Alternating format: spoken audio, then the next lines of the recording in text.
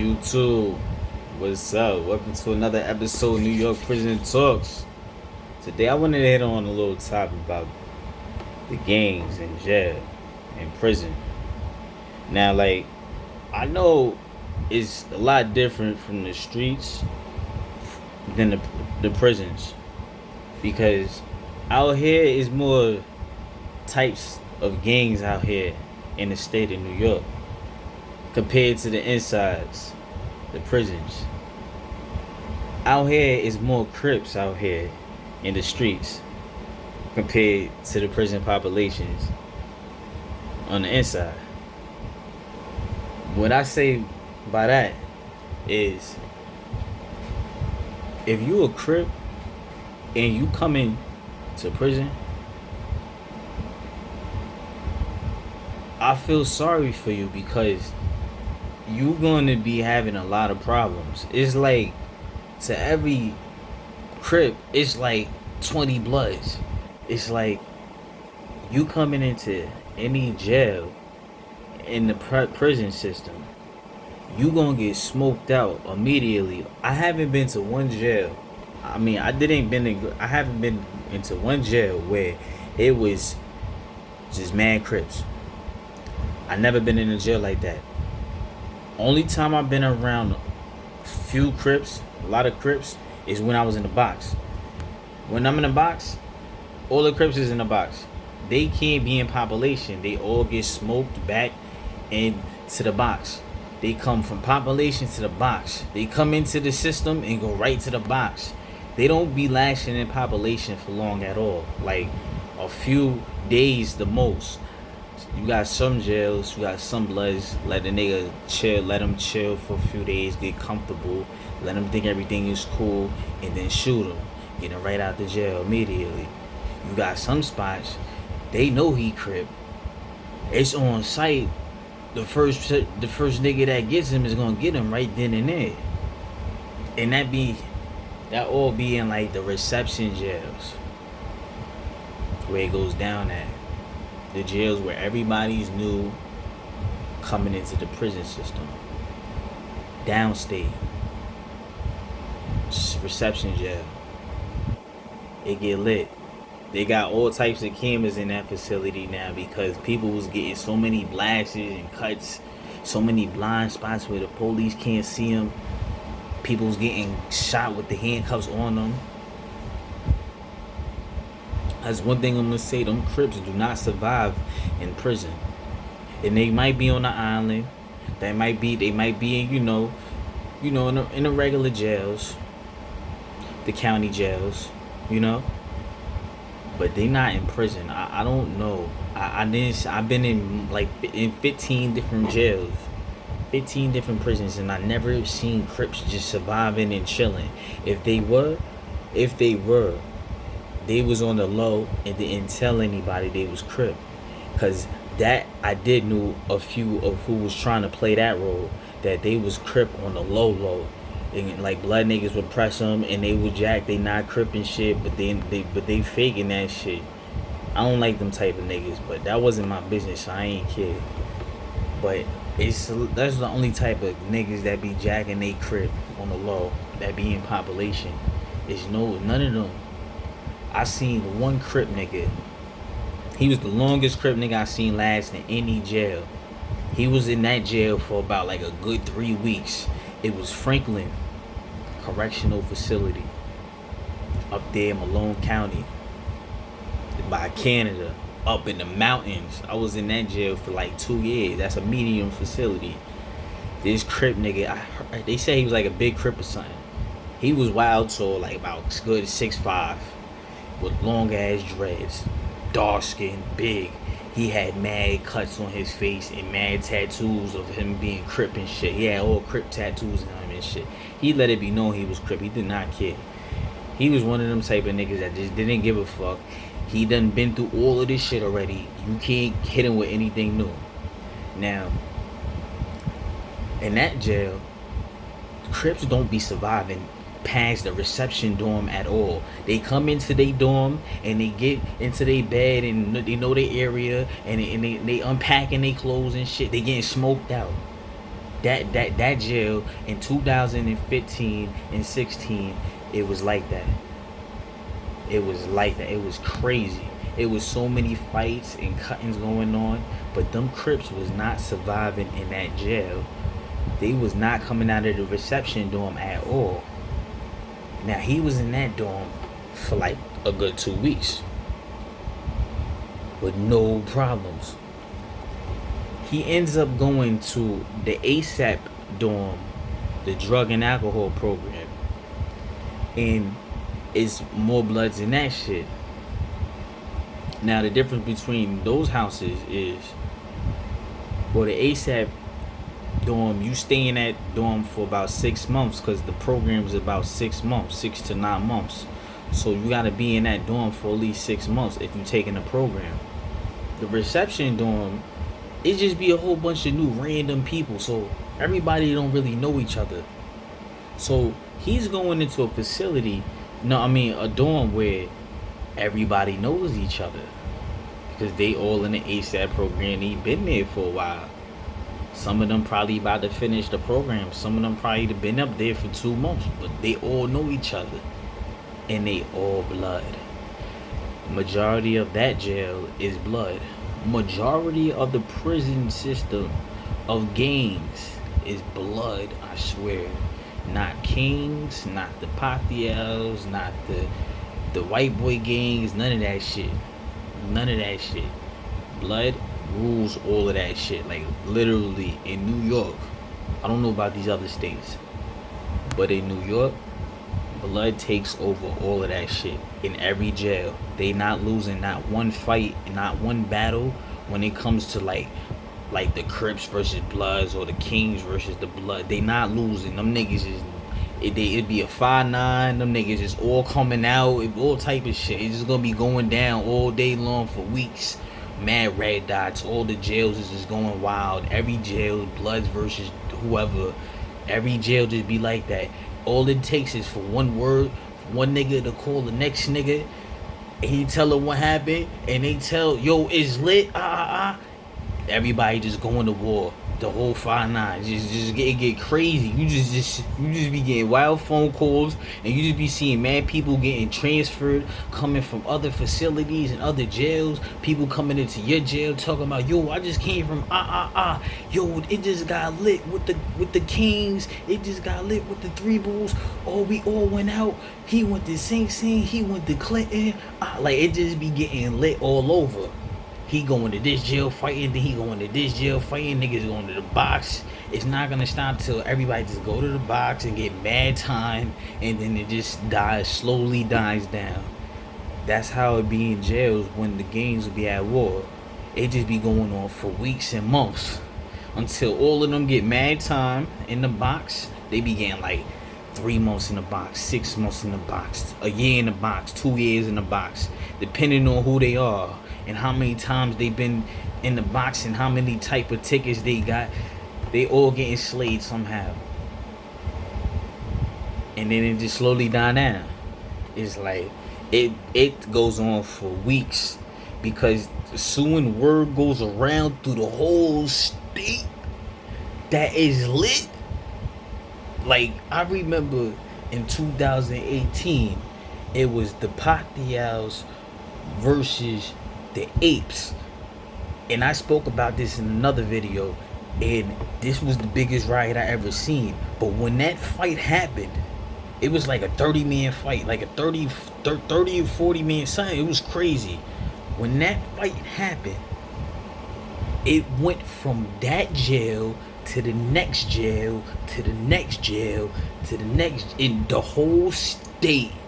All the Bloods versus the Patiel niggas was just fighting for like months. It was just going down. It was just going down.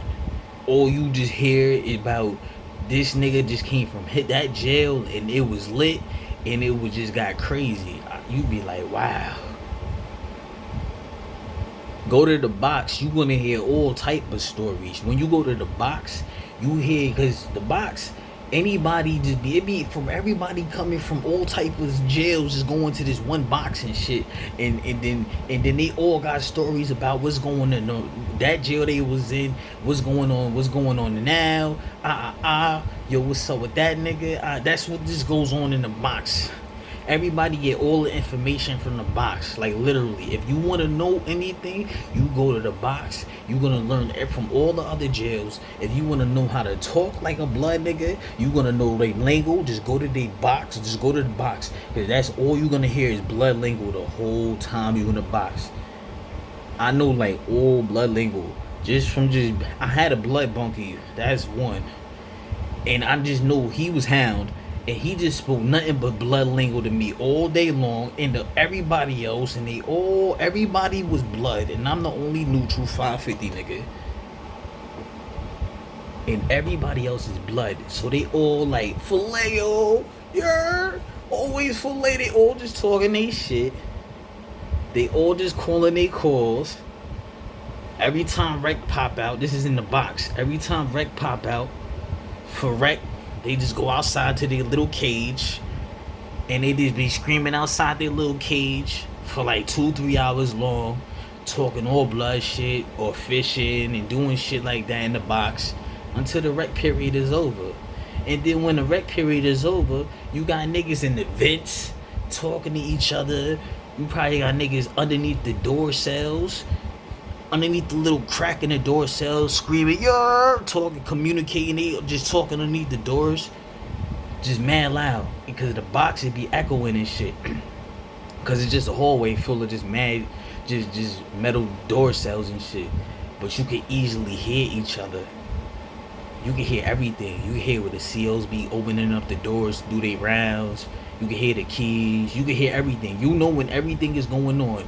Like when you know it's 11 o'clock, and you know when the cell doors, when the door open for the front, and you hear the child cart, you know that's food coming. Like you really just knowing. You know when the mail's coming, you hear the mail cart, the utensil cart, you hear all that shit. You just know the times, and you just get used to the hearing.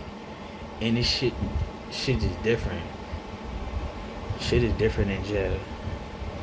It's just different because you learn a lot, and it changes your way of thinking.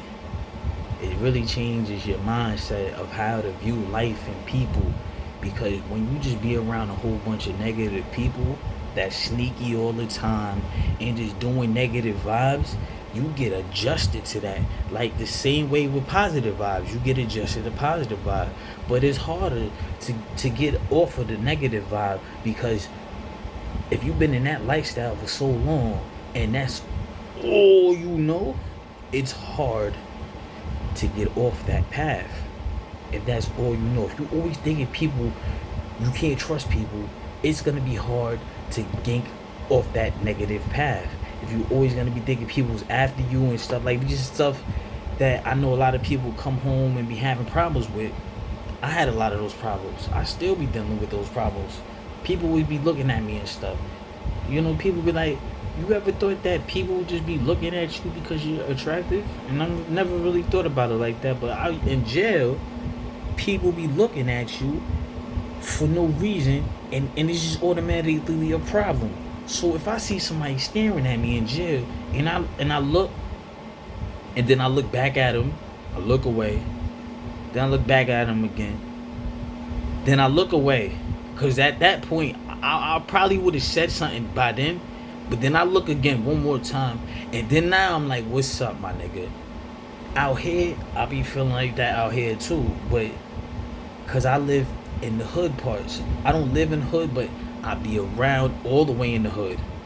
I'm in the hood 24/7, so it's like it be the same type of niggas that's in the hood that be in jail, and it be that same mindset. But everybody out here don't be thinking like that. So, but I'm thinking everybody is thinking like that because that's how everybody in jail was thinking like that.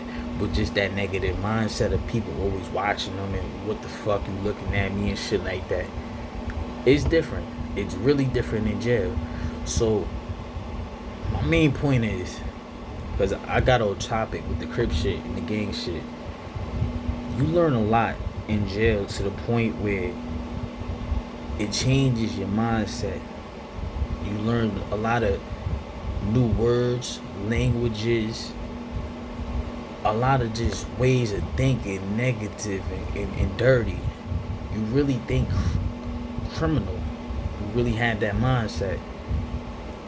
And you could use that for good too if you know how to turn it around. See, it's hard. It's really not easy to do all of that. I could just talk it and not do it. I could have the blueprints and not even play the script. Not even running the script. But it's like you gotta know how to transfer that energy and turn it into something positive. Because if you always gonna be thinking somebody's after you, gonna be wanting to kill you, or always looking at you wrong, that's gonna be bad for the rest of your life. Because what goes around comes around, and that's real true. So that goes out for a lot of people that might be going inside or coming home. Just think about what I said, because y'all remember how it was when it was on the inside, with all the gang banging and all the CRIPS going from population to the box, getting smoked in and out, all of that. I seen a lot of people get stabbed and cut on their. I seen so many people get cuts on their face. That's a whole nother story right there. But that is just disgusting. To come home with a whole cut on your face. And I just feel sorry for people that be gang banging, because there be a lot of Crips people that be getting the blood niggas too, because them Crips be knowing that they outnumbered, so they make sure they try to get them first before they get got first. I knew a couple Crips that popped on Bloods first because they knew what time it was, so they just went out before they was gonna get gunned. That's a dangerous lifestyle in jail. Being gang banging is real dangerous, because you gotta be on point with your own gang. You gotta be on point with, because you don't know what can happen. They could shoot you if you fucking up. If you doing some dumb shit, it be all type of shit. You could get caught up in something and you not even in the mix, and you just get in the mix, and then there it is. You're just done. You got a blast on your face and you don't even know why, man. I feel sorry for a few people. Don't be going. I just feel sorry for those people, man. For real. Because I met a few of those people. And I know people out here that had cuts on their face. And that's out here right now. And I be looking at them like, damn, bro. I remember when that happened to you. And I be looking at them like, damn, I wonder what your peoples be saying to you. Or like people that you knew already. And you come home with a new blast on your face, like, man, what happened to your face? You got that in the inside? I don't ever want to hear somebody say that to me, because that's different. That's different. All that gang banging stuff, stop that. Because when you go to jail, if you're doing that stuff out here, you're gonna go to jail. Eventually get caught up and go to jail. And then it's gonna be another lifestyle. Gang banging in the streets and gang banging in prison is two whole different things, and it's two whole different lifestyles. And I'm gonna leave it like that. It's two whole different lifestyles, from the streets to the insides. It's not the same. I'm telling you. I'm gonna leave it at that. Thank you, everybody. Please subscribe to my YouTube. I'm just gonna keep trying to make some more videos. Keep trying to say some more messages out. But just subscribe to my YouTube. I'm gonna try to see what I could do with this.